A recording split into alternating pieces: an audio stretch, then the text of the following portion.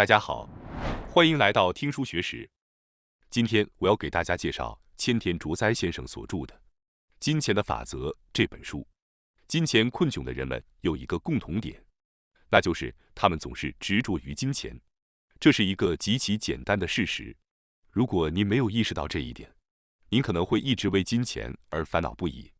那些总是为金钱发愁的人，不了解金钱的法则。金钱的法则是关于金钱本质的知识。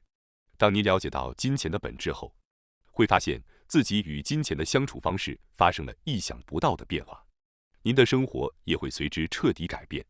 今天视频的内容包括以下3个部分：第一，所有人都应知道的关于金钱的5个真相；第二，不为金钱所困的人所共有的3个习惯；第三，能够不断增值财富的人的3个特征。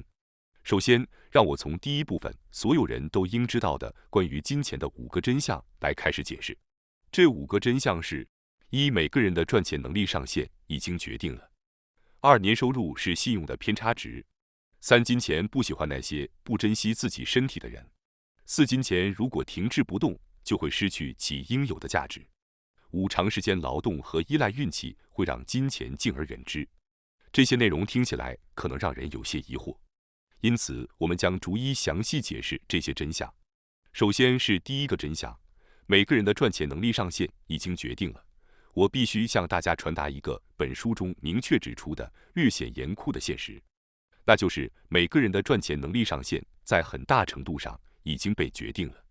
现如今，社会上充斥着各种宣传，谁都可以成为亿万富翁，投资这个就能轻松赚钱，或者通过被动收入轻松生活等等。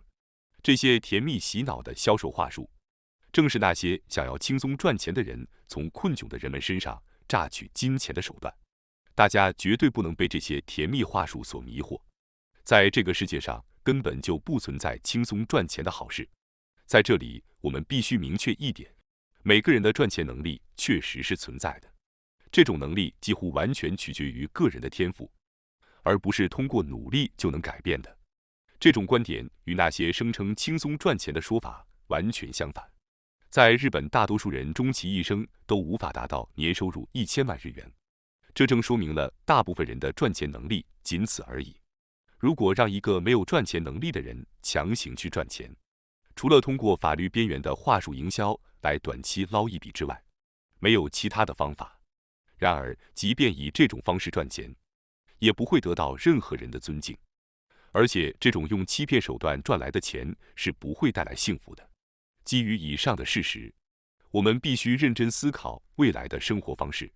日本人如果继续在普通的中小企业工作，年收入的上限就是600万日元；如果在大企业或政府机关工作，年收入的上限可能是1000万日元。如果没有能力辞职创业，那就意味着您的能力与600万或1000万的年收入相符。只要您在公司工作，年收入一定会有上限。如果想大幅提高年收入，唯有选择独立创业。社会上普遍认为自由职业或创业是唯一的正确选择。然而，即便成为自由职业者或进行创业，并不能保证收入一定比做公司职员时高。若在不了解自己能力的情况下贸然辞职创业，收入大幅下降，最终可能会后悔莫及。因此，首先准确了解自己的能力是至关重要的。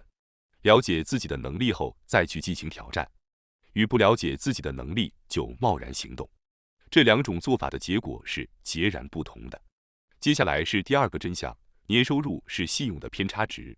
当我们说年收入是信用的偏差值时，有些人可能会觉得有些难以理解。人生不仅仅是关于金钱，年收入也不能完全代表一个人的价值。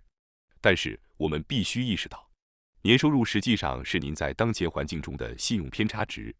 年收入低的人，信用偏差值也低；年收入高的人，信用偏差值也高。举个例子，在日本公司，科长的年收入会高于普通职员，这是因为科长的信用偏差值高于普通职员。大多数人都有提高年收入的愿望，而提高年收入的方法其实很简单，那就是提升您的信用偏差值。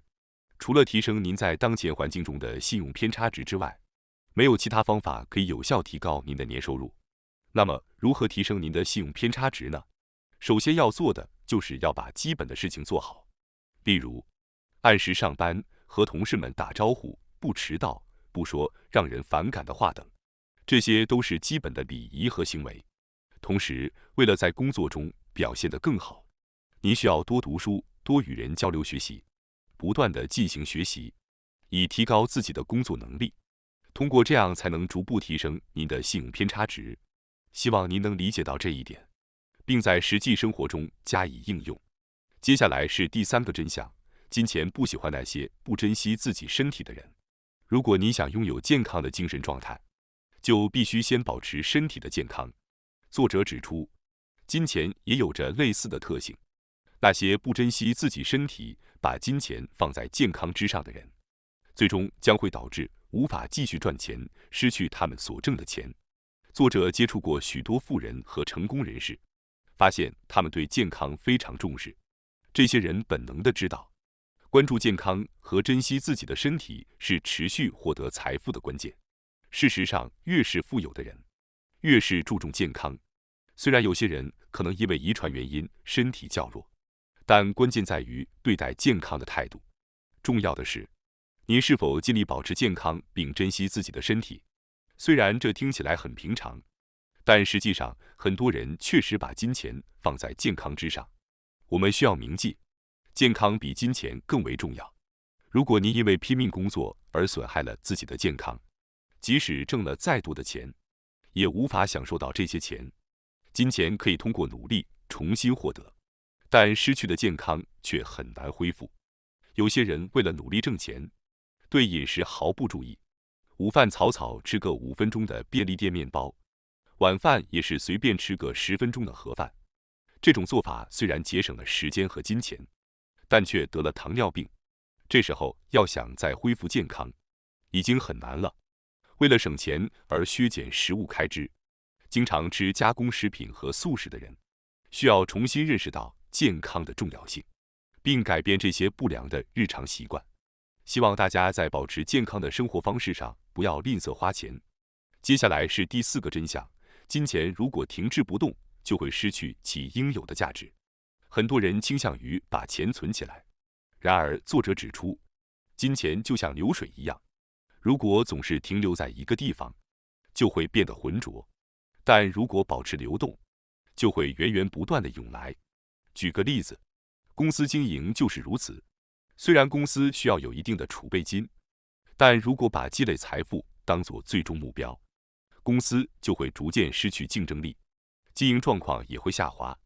为了保持现状，公司需要不断进行前瞻性投资。如果把所有的钱都存起来而不投资，公司的运转就会停滞，最终导致经营不善。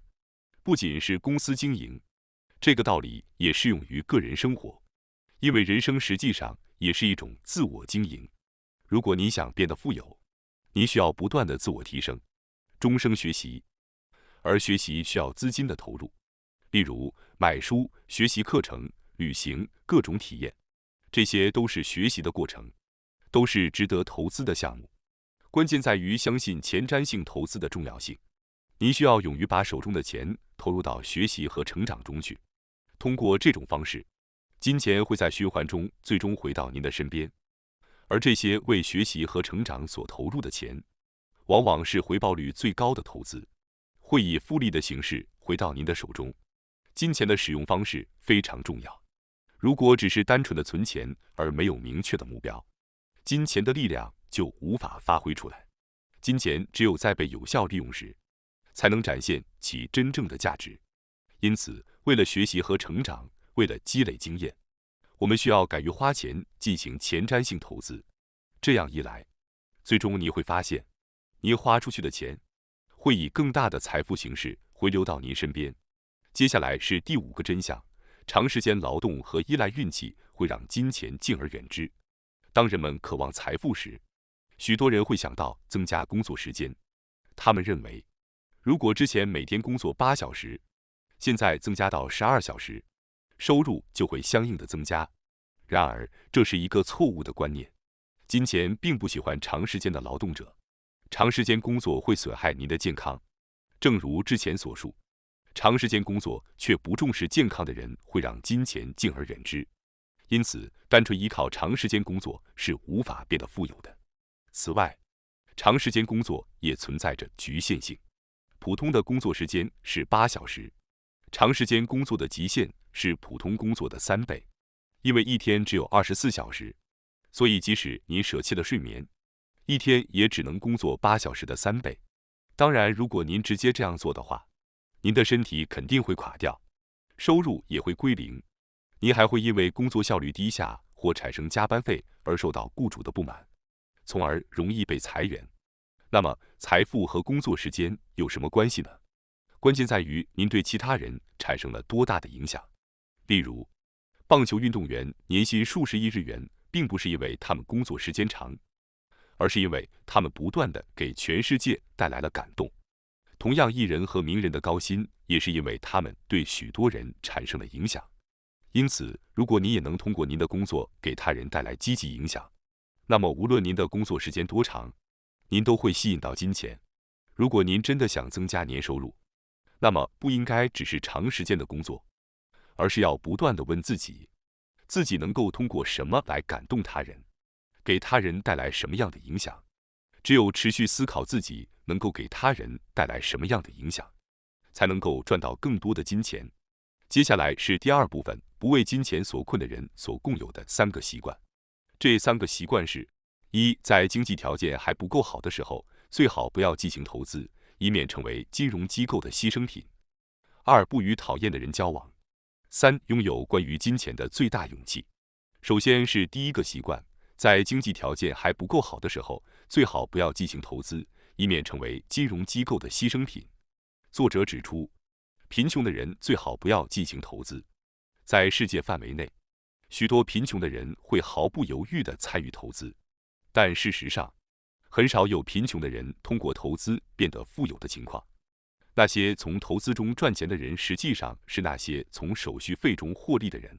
贫穷的人的投资只是在为金融机构的工作人员贡献收入，比如工资和奖金等。虽然大家都在使用金融机构，但需要记住的是，对于金融机构来说，您只是他们赚钱的工具之一。金融机构实际上就是一个放高利贷的机构，他们通过从一般人那里以低成本借款，再高价贷款出去，来获得丰厚的薪酬。或许您曾认为将钱存入银行就相当于把钱保险起来，但实际上您存入银行的钱并非被严密保管在银行后面的大金库里，而是被转贷给他人。您的存款对银行来说是一种负债，银行实际上是欠您钱的，您的行为实质上是在向银行借钱，而银行则通过将大部分存款借给各种交易对手来赚取利息。假如所有的存款人突然要求银行全额偿还存款，银行肯定无法偿还所有存款，将会立即破产。如果理解了这个本质，您看待金融机构的方式就会发生改变。此外，金融机构等会向您推荐各种投资产品，声称这会赚钱等，但您需要停下来思考一下，为什么金融机构会向您推荐这些产品？因为他们需要通过收取手续费来赚钱。当金融机构向您推销各种金融产品，而您却满怀信心地购买时，您可能支付了超出必要的手续费。以手续费率作为参考，年手续费超过 0.5% 的产品应被视为过高。比如，如果您要投资100万日元，年手续费最高不应超过5000日元。如果您支付了7000日元的手续费，那么要么是您选择的金融机构不好，要么是您选择的产品不好。总之，对于金融机构来说，您除了是他们的摇钱树之外，别无其他用途。所以，不要盲目信任金融机构。不仅仅是金融机构，那些向您承诺这样做能赚钱，或者任何人都能轻松赚钱的人，100%都是骗子。请大家务必牢记，现如今这种骗局仍然存在，很多人都会被骗，所以不要轻信这些骗局。在未来，您可能会遇到很多人向您讲述美好的故事。当您心动时，请记得下面的话：如果那个人所说的话真的那么美好，那他早就通过这个方法成为大富豪了。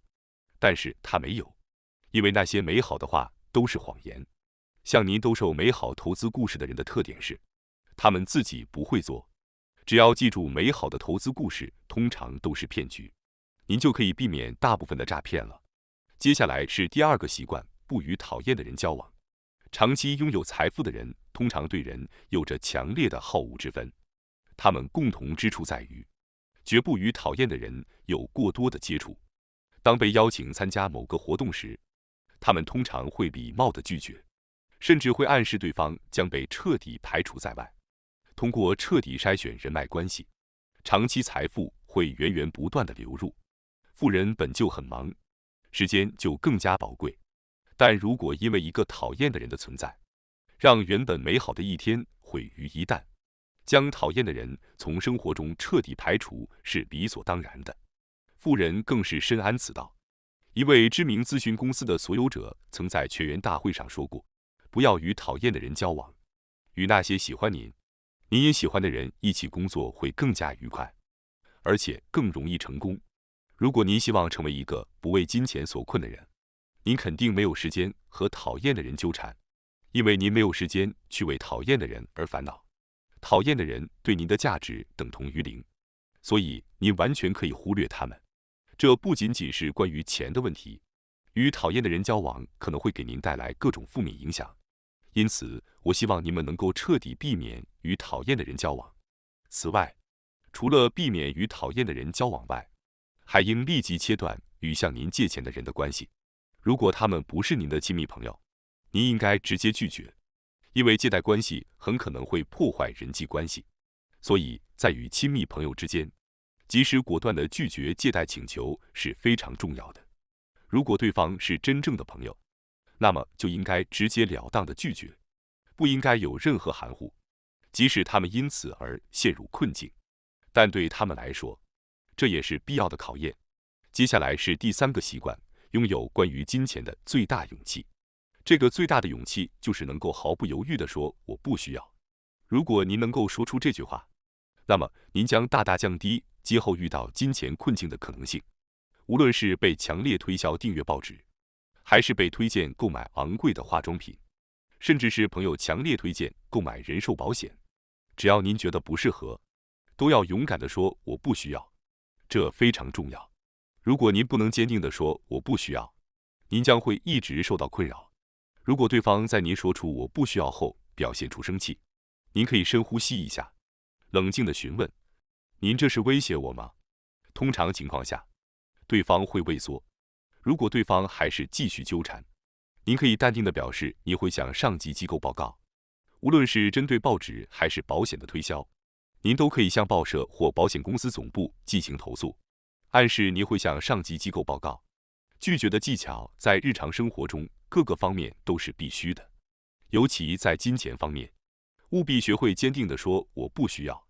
接下来是第三部分，能够不断增值财富的人的三个特征。这三个特征是：一、投资学习；二、不是靠身体，而是靠大脑工作；三、不依赖运气，而是依赖概率。首先是第一个特征，投资学习。当我们谈论如何不断增加财富时，很容易陷入只考虑直接赚钱的方法。然而，作者要强调的是，世界上最好的投资就是学习，将所有的知识和智慧都储存在头脑中，这是任何人都无法夺走的财富。即使世界陷入前所未有的经济衰退，所有的银行的存款都被冻结，但您头脑中的储蓄依然会安全无虞。此外，那些试图接近您，以夺取您的财富的人也无法抢走您头脑中的财富。比如，作者在大学期间花费了超过1000万日元来读书学习，但他现在回想起来，这是他人生中最好的投资，帮助他打下了现在的基础。通过阅读各种书籍，作者增加了头脑中的财富，使得即使在被认为收入较低的行业，只要动动脑筋，就可以达到富人的最低水平。作者曾经在2家公司工作过，但由于事先阅读了书籍，并在头脑中获得了知识，因此面对工作和人际关系上的挑战时，一切都像大学时期读过的书一样轻松解决了。甚至当转到咨询公司工作时，他对所有事情都如数家珍，因为这些都是书本的复习。作者说，最好的娱乐就是学习，而最好的存款也是学习。那些不断在头脑中储蓄的人，当然会利用这些储蓄，在现实世界中不断增加财富。许多人容易跳进股票、虚拟货币等简单的方法，认为只要大家都在买股票，就会有利可图。但实际上，踏实的在自己的头脑中进行投资才是最终的捷径。接下来是第二个特征，不是靠身体，而是靠大脑工作。无论您从事何种职业，最终决定成败的都是您的大脑。即使在体育界，要想长期生存下去，不仅要有运动能力，还要看您的大脑训练到了何种程度。即使您拥有再强大的体力，最多也只能支撑到中年的中期。如果想要持续到40岁仍然活跃在赛场上，就需要刻苦训练大脑，学习营养学和训练方法，制定能够应对身体衰退的策略。这样即使退役，也可以转型为教练或评论员，继续发挥着作用。这种情况不仅存在于体育界，也适用于您的工作领域。那些确实获得了知识的人，应该能够持续赚钱。关键不在于您的身体流了多少汗，而在于您的大脑付出了多少努力。说实话，流汗是件容易的事，您只需不断的运动，不费脑筋的长时间工作，就能让自己看起来像是在努力工作一样。但是付出大脑的努力却是一项非常艰难的工作。然而，如果您一直逃避大脑的努力，那么你永远都无法赚到钱。作者如此说道。要想努力锻炼大脑，和锻炼身体的肌肉一样，大脑的训练是必不可少的。